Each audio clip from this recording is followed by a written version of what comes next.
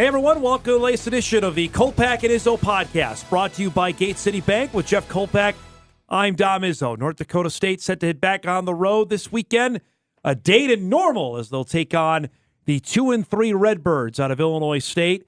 Coming off a bye week, Illinois State lost its first two conference games to Southern Illinois and Missouri State. Brock Spack enters now as the winningest coach in Illinois State history. Got to that 3 weeks ago when they knocked off Eastern Illinois for his 87th career win. One of the elder statesmen of the Missouri Valley now is Mr. Spack. Well, Mark Farley is the elder statesman, but Brock Spack is right there. But after that, it's been a pretty good turnover. Well, you got Stig, those three. Those are the big three. Yeah. After that, there's a pretty precipitous drop-off there. This is a intriguing team to me, and Bryce Jefferson's going to be the guy on Saturday. I think you and I are both surprised. Does that surprise you? I asked Spack that. He said, guy does not lose his job because he was hurt. They think he can be not Trey Roberson, but Roberson-esque is what I've been told. But he has struggled against NDSU. He struggled mightily in the first playoff game in 2019. 9-3. Defense kept him in. I think he was like 5 of 19 or he something didn't make like that. Many. I was 3 of 8. Three of 8? The second game, it was had that many play. Okay, in the I got spring. those two games mixed up. But he has just struggled. And this year he's completing, I don't know the stats in front of me, a nice preparedness by myself. But he's struggling at like 40, 50% this spring or this fall. And I don't agree that just because you got injured, you should lose your job. I don't agree with that because I think if a guy comes in and exceeds those expectations, he wins the job. Yeah. That's the way it is in life. I don't agree that because you got hurt, you should automatically get your job back. He's 18 of 39, 46%, 253 yards, 2 touchdowns so far, and a pick is what his passing Bison stats. have his number. And I understand you want to be a dual threat guy, and that's the best way to beat NDSU over the years is to have that guy who can run and pass, and we've thrown those examples out ad nauseum. I get that. But I think Jackson Waring has come on and done a better job. I think Waring will get into the game. I think you'll see him play on Saturday. Yeah, I'll go with that. Jefferson's going to start, but I think you will see both guys play, and I think NDSU is preparing to see both Maybe guys a short play. leash on Bryce Jefferson. If he struggles in the first quarter, then you go to the freshman Waring.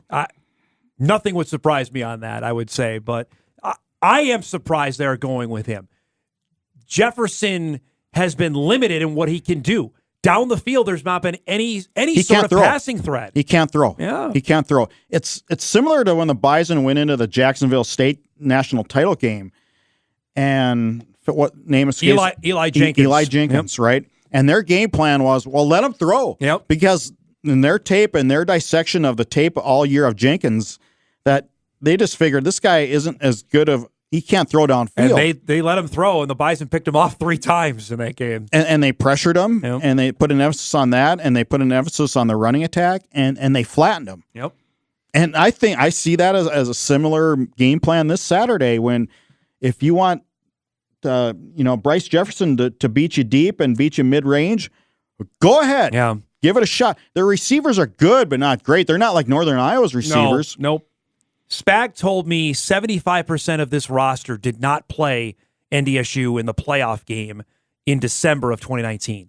That's remarkable. That's not that long ago. They lost a boatload of guys. That, again, goes to the turnover that his roster has undergone since COVID hit, basically. They lost Randy Reinhardt, who covers the Redbirds for the Pantograph in Bloomington Normal, told me last spring 15 guys, 14 to 15 guys in the 2 deep that either went on, transferred, or did something else.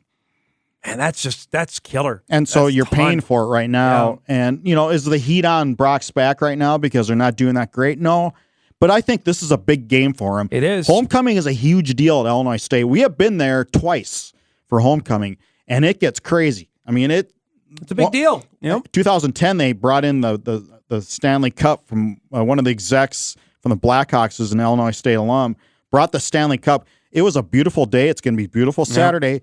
And it was crazy around there. I remember after the game, we stopped on our way out to the airport to get something to eat, and it was nuts. Yep. It was still going crazy downtown and in and around the area of the stadium. And 2019, when the Bison went there, That was the first conference game of the season. Illinois State was off a bye. The Bison were. This is going to be a good game. And NDSU just flattened them, Jeff. That game was over after the first quarter down there. And Spack said, I asked him about that game, and he said, I still can't figure it out. It seemed like when you watch this on tape that we had been practicing for like 10 straight days, which was not the case. Yeah. They obviously came back and played a much better game in the quarterfinals up here in December of that season. But that last time down there, boy, Trey Lance was something else for the Bison offense that day. And so you take with the Trey Lance theme here in the quarterback. Yep. Illinois State just hasn't had a guy since Trey Roberson. They've had some decent guys.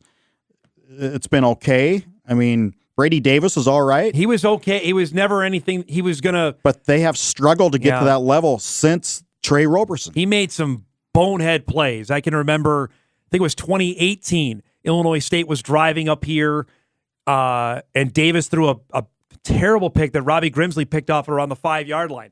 Killed the momentum there. And that was the game James Robinson, I think, ran for 100 yards, which is, I mean, how rare that happens, and Illinois State never recovered after that pick. And they have no James Robinson that I can tell in the backfield right now. James Robinson was a dude. Yes, and it's funny now to see what he's gone on and done in the NFL for the last year and a half. That's the part. They have guys. It's just, I don't know if other schools now have passed them in the league. That's maybe the question, too. Have other schools passed them by in the Missouri Valley? Has SIU passed them now? Missouri State passed them now? Yes.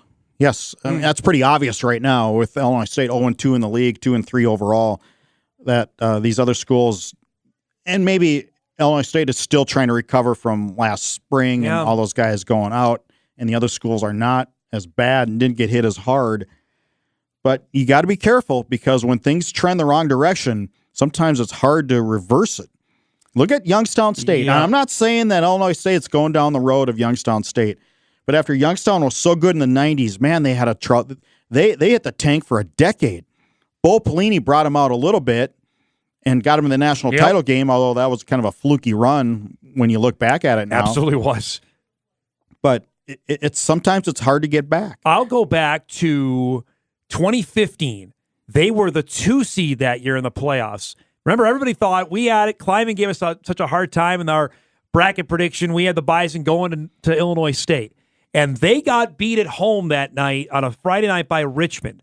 And I don't know necessarily they have recovered since then. I know they've been in the playoffs. They got to the quarters. They've won games. Last or 19. But that team then, everybody predicted we're getting back to they got Roberson back. They got Copperidge back. They're going to be outstanding. They were good. And they flamed out that year. And it's just they've had little brief pockets of success, but nothing like they had in that back-to-back run of 14 and 15. Now, one thing that Saturday could present to NDSU is it will be a big crowd, and it could make a difference. And that's why the first quarter, I think, much like in 19, could be a big deal to take the crowd out of it. NDSU is not able to do that at UND. Now, I'm not going to say it's going to be UND loud. It will not be that loud on the outdoor stadium at Hancock Stadium.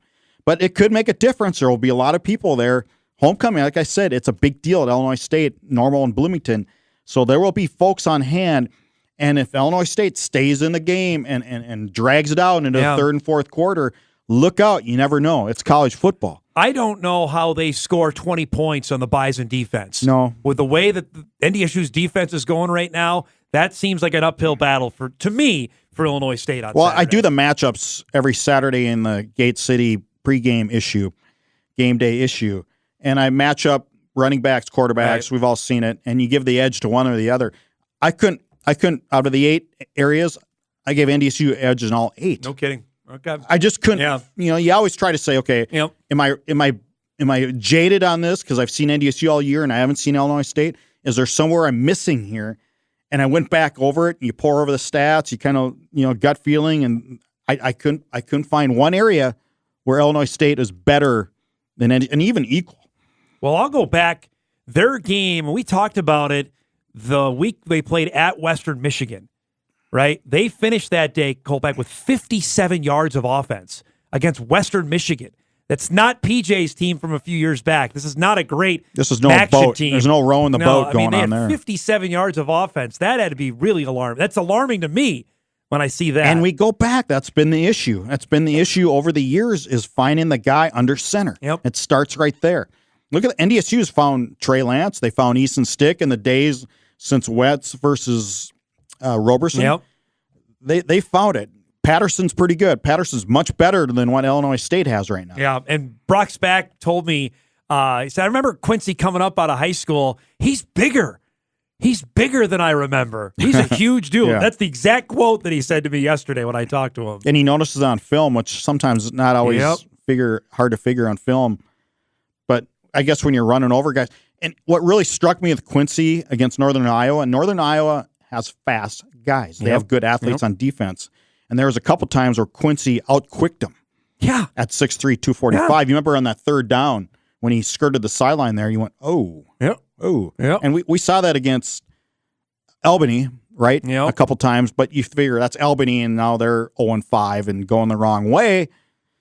But when Quincy does that against athletes from Northern Iowa, that's a different deal. There's no doubt. That's Power 5 quickness at that height. Now, on the injury front, we don't know yet. I would imagine Braden Thomas probably plays this week. I think they were waiting a week to get him back, which will be a big deal to have him back up front. I'm not sure on James Kaiser. That's an injury you cannot rush, or else you really could make it bad. And especially with Cole Wisniewski, the way he's playing, the way he has been playing. And my game day feature this week is on the Wisniewski brothers and how they helped turn Sparta High School, little Sparta High School near La Crosse, Wisconsin, from being such the down in the dumps, bottom dweller, doormat high school for decades. And these kids were part of a turnaround that turned them into the first playoff win in school history. The Wisniewski brothers were part of that. His older brother plays at Whitewater. And their top receiver. Good, the top receiver at that. So he's got some pedigree in that these kids are pretty mentally strong and physically strong. And what really struck me is, and Grant also told me this, that after Tuesday's practice and after every practice, Cole Wisniewski will look at that film of practice and take notes and figure out what he had to do better in practice. Yeah. Have you ever heard of that? Yeah, not in practice, no. I'm sure guys do it. Yes. I'm sure it's not the first time ever, but he does that all the time. He's got the physical prototype build to be an outstanding linebacker. And that's why I asked Matt Entz this in the postgame against Northern Iowa. Like, how do you get him back, keep him on the field? Even if when Kaiser comes back, how can you take him off? That's my question. Well, Jazeer Cox is playing pretty good too, so you can't really move him over there. But you develop him with more reps and you change guys up. Cole Wisniewski was a valedictorian of a 130-member senior class. Smart dude. And he said he was always high in academics because he wasn't sure when he was a freshman, sophomore, and even part of his junior year if he was ever going to get a scholarship playing football. Oh. So he goes, well, maybe my best way is academically. That's how he thinks. It's not a bad way to go. What the maturity of a kid. Exactly right. Yep. I agree 100% there.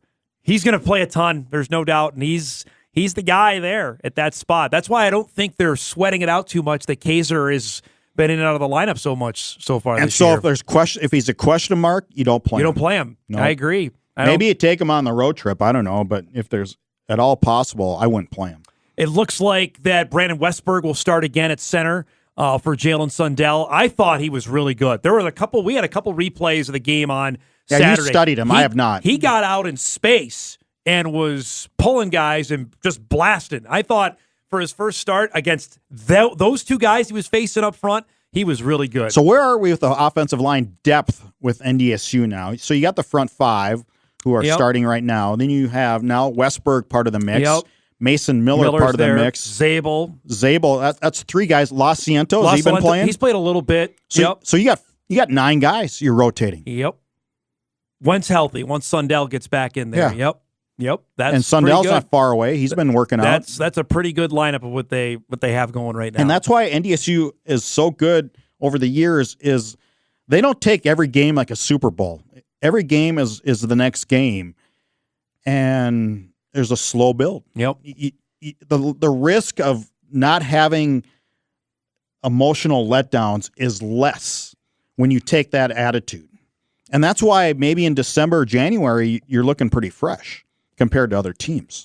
I've been really impressed with what Westberg has done. And I found it hilarious, by the way, on the first play of the game against Northern Iowa, what does Tyler Roll do?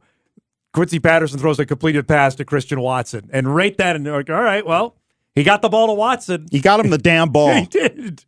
I love writing that column. That was fun. And Christian had just an absolute monstrous game. And that just shows you what, if he gets out in space, what he can do and why he's such a lethal player. Curious to see what Illinois State will do on the kickoff coverage with Christian back there. It's going to be windy, so at some point you're going to have to maybe kick into the wind.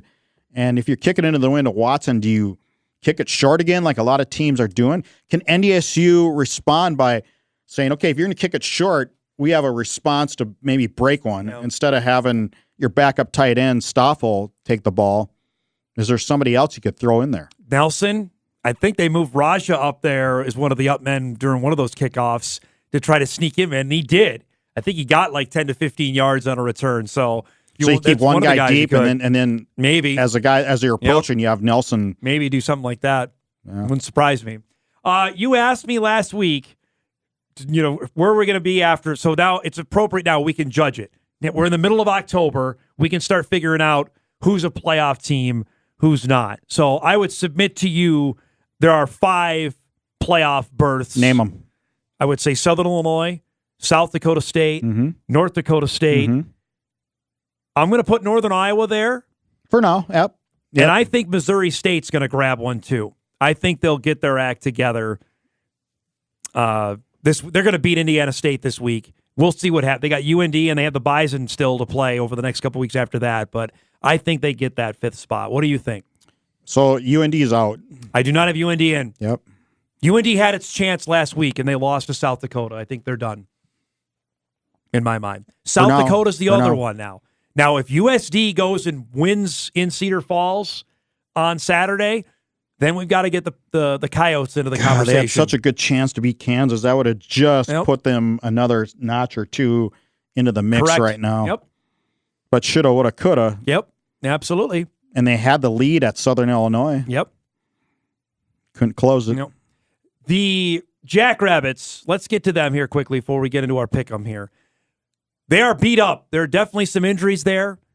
What do we make of what SDSU is at right now after this loss? It was just an absolute wild game. I don't necessarily agree with the decision to go for 2 at the end. I don't either. But they did it. I don't like going for 2. I don't like going for 2 unless you have to. Yep.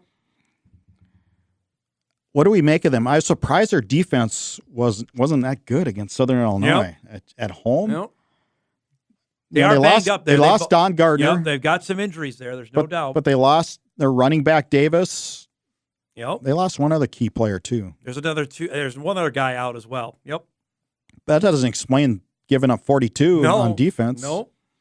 So that's surprising. Now they got to go to Macomb this week. And Western has played teams tough. Western has. Yeah, they should win. SDSU should win comfortably. But this is it's a trouble spot. That could be a lot closer than you think. Oladokin had his first subpar game and first game where he threw questionable decisions into the mix, which was a little surprising. They went off to a 20-0 lead. Yes. And lost. And they won their first 4 just so convincingly that and that was addressed, I know, in the media this week down in the Argus Leader in Sioux Falls, that, maybe they relaxed. I don't know how to explain it. So one bad half, a half and half a quarter, is that's not enough to question me as their status right now, but certainly a little, not as a juggernaut as what we thought heading in. I didn't have them lose until later in the year. Let's just say that. Southern Illinois, what do we make of them? Now, we're not going to see the Salukis. They don't play the Bison on the regular season schedule this year. Yeah, they've had some downfalls too. Absolute nail biters. They've won in overtime the last 2 weeks on the road at Western and in Brookings. Yeah, the Western was a little head scratcher. Maybe they're looking ahead. I'll say this: Nick Baker's been good. I was not a fan. He's been really good. He's totally proved me wrong. I'll say that. Not that he was out there to do that, but he's been good. He was really good last spring against NDSU, so you knew you had it. Had a couple average games, I think, earlier this year. But he's their guy. He's been good. He doesn't look the part. He's 5'9", and they're getting healthy too. They're going to start getting guys back as well. Avante Cox will be back there. Javon Williams Jr. hasn't been the impact guy that we thought he would be this year. No, but they have some other guys around him. But maybe teams are game planning better for him, and they're looking out for that Wildcat stuff. So that's an intriguing game. UND going down there. It's homecoming for SIU as well. Mm-hmm. Is there any worry, and we'll do this maybe more in the pick'em, of a letdown after the huge emotional win they had in Brookings, now coming home for a game that everybody thinks they're going to win? That's the mark of a good team. And right. So and they're a mature team. They got 78 fifth-year seniors. They got a lot. Or 6-year guys even in that front. So. They got 16 of them. Yeah, there's plenty there. Or at least they had. Should we do some pick'em here before we go? We got another nationally televised game out of the Big Sky to start things on Friday night. Montana State. Our guy Vieg's going to be on ESPNU. Montana State at Weber State in Ogden on Friday night, 9 o'clock. I like Montana State because I think there's a confidence level going on in Bozeman right now. Yeah. That's a better confidence level in Weber.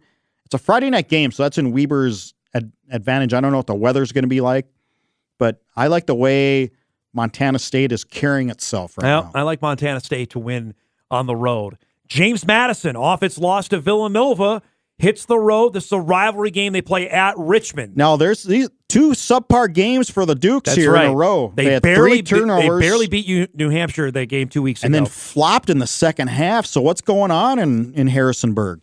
It's a good question. If Richmond was a little better, I'd consider it, but you got to give James Madison the benefit of the doubt that it will rebound. I think so too, but I think this will be a close game. Richmond plays them tight, even with bad Richmond teams. This is their Super Bowl when they play James Madison. I think that'll be a close game on Saturday for that game in Richmond. SDSU have any trouble with Western then, in your mind? Well, Western can throw the ball. Connor Sampson's the best throwing quarterback in the league. 16 touchdowns already. But they can't stop. And there's no way they can't stop Pierre Strong. No, I think that's an SDSU win by a couple scores on Saturday. Sacramento State goes to Montana.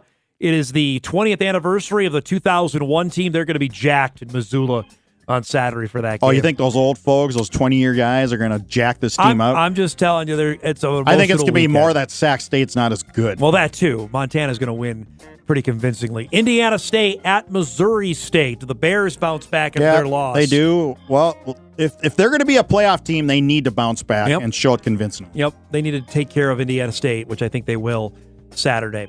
2 o'clock kickoff in Carbondale. We'll be keeping an eye on this game. Same kickoff for us. North Dakota at Southern Illinois. Not convinced with UND. I just think they have troubles. Otis Way has not getting can't run the ball. Well, that's an issue up front then. Yep. Because we've seen Otis and we've seen how he runs. So when you have issues up front like that, that's going to be tough to go on the road. You don't fix those in the middle of the season, right? You just can't. There's no transfer portal in the middle of the season. You just can't do that. I think SIU wins that game pretty handily. Villanova, off its monster win, goes on the road to take on Albany. Albany, Kolpack, is 0-5. I believe they have benched Jeff Undercuffler. Joey Carino started the game, the backup. He was the CAA freshman of the week. I don't know what's happened to Greg Gattuso's team, who thought they had some positive vibes about 2021. It's all gone right now. It's making my story of the week of the Albany game look real foolish right now on how the culture was just so great and they're all in together. Now. They love each other and, blah, blah, blah, blah, blah. Now things have just gone awry. Losing will do that. Yep. I think they stay on the losing train. I don't know how. Villanova wins that game. Rhode Island is unbeaten. They are 5-0, one of the 8 unbeatens in the FCS. They play at Towson on Saturday. I need to look into Rhodey more. I haven't studied Rhodey. I need to dive that in later today. They got a transfer at quarterback from Tennessee. Kasim Hill's his name. Pretty good.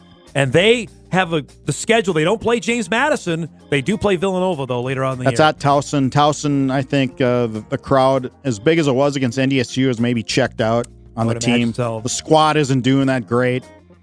Rhodey's going to stay unbeaten. Yeah, I think they stay unbeaten as well. Biggie at the Unidome. South Dakota at Northern Iowa. USD at 4-2 off their win over UND. And is there any quote-unquote hangover for Northern Iowa now after the Bison game? Well, hangover, they lost. So you either come back or you don't. And you're saying, is there a physical hangover maybe? So, look out for South Dakota. They play in domes. They know how to play in domes. I'll give you the nod. You said they were the most improved team in the league, and they are. They are right now. There's no doubt. The obvious pick is Northern Iowa, but man, I'm going to go with South Dakota. I'm telling you that right now. I'm picking USD. Okay, just to be an oppositional disorder, I'm taking Northern Iowa. All right, there we go. A reminder, Bison Game Day is live on the air at 10 a.m. on WDAY. We'll be in normal. Jeff, myself, a cast of thousands. And then, of course, the game is at 2 o'clock on WDAY between NDSU and Illinois State. Should be a lot of fun, and we look forward to hitting the road tomorrow, right? Yeah, hitting the road. It's going to be a great atmosphere. It's going to be fun. Looks like it's going to be a perfect fall 59 day. and sunny. That is fantastic. That's going to be a great day. A lot better than the day it was in November of 2017 when we played down get there. over it, will ya? It was a brutal day for weather down there. For Jeff Kolpack, I'm Dom Izzo. That's the latest edition of the Kolpack and Izzo podcast, brought to you by Gate City Bank.